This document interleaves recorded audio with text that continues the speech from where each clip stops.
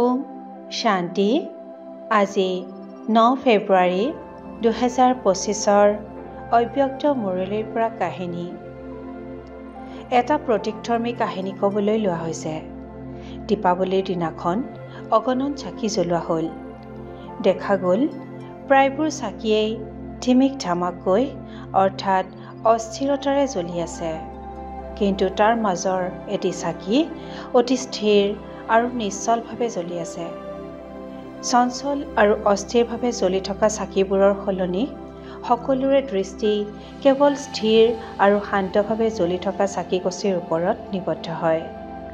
সংগম যুগত পৰমাত্মাৰ জ্ঞান আহৰণ কৰি আত্মজ্যোতি জগাই তোলা প্ৰতিগৰাকী ব্ৰাহ্মণেই একোগছি চাকিৰ দৰেই। পৰমাত্মাৰ সান্নিধ্য লাভ কৰাৰ পাছত আৰু পৰমাত্মাৰ লগত নিৰন্তৰ যোগযুক্ত হোৱাৰ পাছত ব্ৰাহ্মণৰ আত্মজ্যোতি স্থিৰ, শান্ত আৰু নিশ্চলভাৱে জ্বলিবলৈ ধৰে।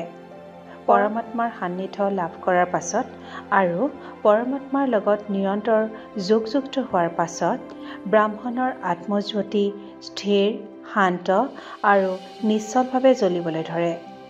পৰমাত্মাৰ সান্নিধ্য লাভ কৰাৰ পাছত আৰু পৰমাত্মাৰ লগত নিৰন্তৰ যোগযুক্ত হোৱাৰ পাছত ব্ৰাহ্মণৰ আত্মজ্যোতি স্থিৰ, শান্ত আৰু নিশ্চলভাৱে জ্বলিবলৈ ধৰে।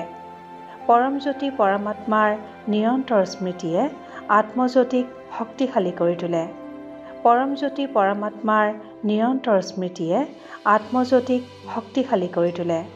ফলত তেনে আত্মাই নিয়ন্ত্ৰণ শক্তি আৰু অনুশাসনৰ শক্তি লাভ কৰে। এই দুই